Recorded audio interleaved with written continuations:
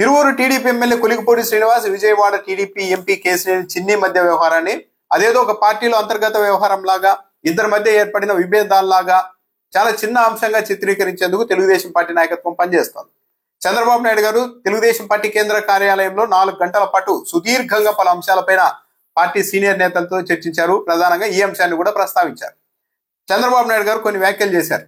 వీరికి తొందరపడి టికెట్ ఇచ్చానేమో, యువత కథాని ప్రోత్సహిస్తే రచ్చకెక్కి పార్టీ పరువు తీశారు.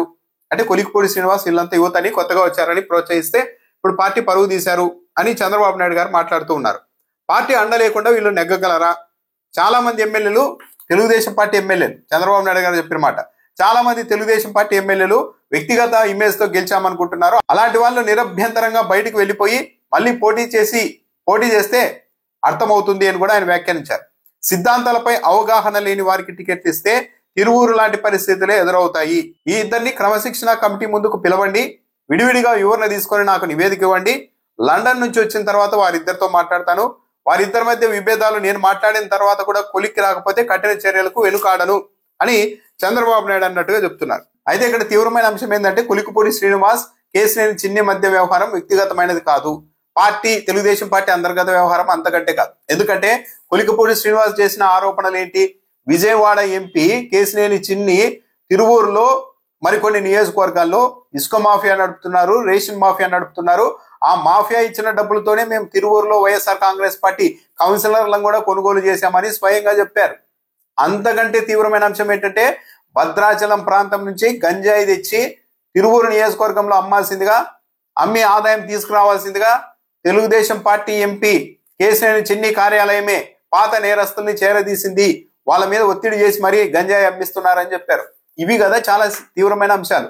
ముఖ్యమంత్రిగా ఉన్న చంద్రబాబు నాయుడు గారు కొలికిపూడి శ్రీనివాస్ చెప్పినట్టు అక్కడ ఇసుక మాఫియా, రేషన్ మాఫియా, ఈ గంజాయి మాఫియాలు నడుస్తున్నాయా లేదా అన్నది తేల్చాలి కదా. వాటి గురించి ప్రస్తావించకుండా మీరు రచ్చకెక్కి పార్టీ పరువు తీశారు అంటున్నారు. అంటే ఇద్దరు ఎంపీ ఎమ్మెల్యే కాంప్రమైజ్ అయిపోయి ఈ మాఫియాలన్నింటినీ సవ్యంగా నడుపుకుంటూ ఉంటే తెలుగుదేశం పార్టీకి చంద్రబాబు నాయుడు గారికి అభ్యంతరం లేదా? ఇవి బయటికి రావడమే చంద్రబాబు నాయుడు గారికి అభ్యంతరమా?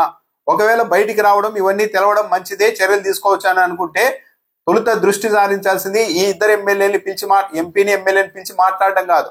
ఎమ్మెల్యే చెప్తున్నట్లు అక్కడ గంజాయి మాఫియాలు, ఇసుక మాఫియాలు, రేషన్ మాఫియాలు నడుస్తున్నాయా లేదా అన్నది తేల్చాలి కదా. దాని గురించి మాత్రం ముఖ్యమంత్రి గారు ఒక్క మాట కూడా మాట్లాడలేదు. అంటే సింపుల్ గా ఎంపీకి ఎమ్మెల్యేకి మధ్య విభేదాలు ఏదో తెలుగుదేశం పార్టీలో అంతర్గత వ్యవహారంగా, ఇద్దరి మధ్య ఏర్పడిన వ్యక్తిగత విభేదాలుగా చాలా చిన్న అంశంగా చూపించే ప్రయత్నం ముఖ్యమంత్రి చంద్రబాబు నాయుడు గారే చేస్తూ ఉన్నారు.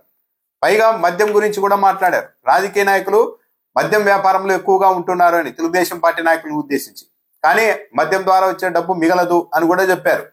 తెలుగుదేశం పార్టీ క్యాడర్ని ఆర్థికంగా బలోపేతం చేయడం ఎలా అన్న దానిపైన కూడా చంద్రబాబు నాయుడు పార్టీ సీనియర్లతో చర్చించారని చెప్తూ ఉన్నారు.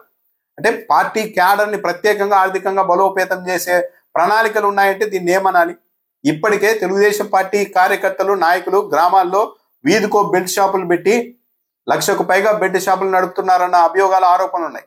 కానీ చంద్రబాబు నాయుడు గారు మద్యం జోలికి వెళ్ళొద్దని అంటున్నారే కానీ ఈ బెల్ట్ షాపుల జోలికి అసలు చంద్రబాబు నాయుడు గారు, రాష్ట్ర ప్రభుత్వం, పోలీసులు ఎందుకు వెళ్ళడం లేదు? తెలుగుదేశం పార్టీ వాళ్ళకి సంబంధించిన పత్రికల్లోనే వస్తున్నాయి ఒక్కో నియోజకవర్గంలో 1000కి పైగా బెల్ట్ షాపులు ఉన్నాయి. మరి వీటిని కట్టడి చేయాలి కదా చంద్రబాబు నాయుడు గారు.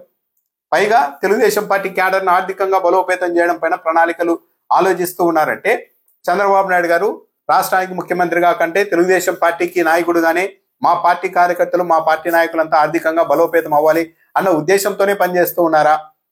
ఒక నియోజకవర్గంలో మాఫియాలు నడుస్తున్నాయని తెలుగుదేశం పార్టీ ఎమ్మెల్యే చెప్తే దాని గురించి కాకుండా రచ్చకెక్కారు, బజారుకి ఎక్కారు అని చెప్పి ఆగ్రహం వ్యక్తం చేస్తున్నారంటే ఈ రాష్ట్రంలో ఏం జరుగుతున్నా కూడా చూస్తూ ఊరికే ఉండాలి. వీలైతే ఆ మాఫియాలతో కలిసి మీరు కూడా పని చేసుకోవాలి తప్పించి ఎదురు వచ్చి మాట్లాడి మీడియాకి ఎక్కి ఈ వ్యవహారాలని బయట పెడితే కఠిన చర్యలు తీసుకుంటాం అని స్వయంగా చంద్రబాబు నాయుడు గారే పరోక్షంగా హెచ్చరిస్తూ ఉన్నారా?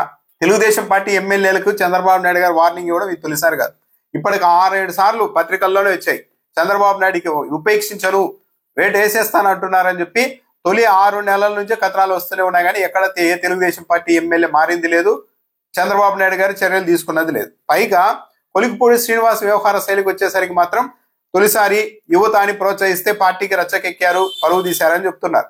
కానీ తెలుగుదేశం పార్టీలో దశాబ్దాలుగా తెలుగుదేశం పార్టీలో ఉన్న కుటుంబాలకు సంబంధించిన ఎమ్మెల్యేలు కూడా ఎంత వివాదాస్పదం అవుతున్నారో, ఎంత దురాగతాలకు పాల్పడుతున్నారో కూడా చాలా జిల్లాల్లో చూస్తూనే ఉన్నాం. మిత్రపక్ష పార్టీలకు సంబంధించిన నాయకుల రాజకీయ జీవితాలను కూడా నాశనం చేసేంత వరకు తెలుగుదేశం పార్టీ ఎమ్మెల్యేలు వెళ్తూ ఉన్నారు.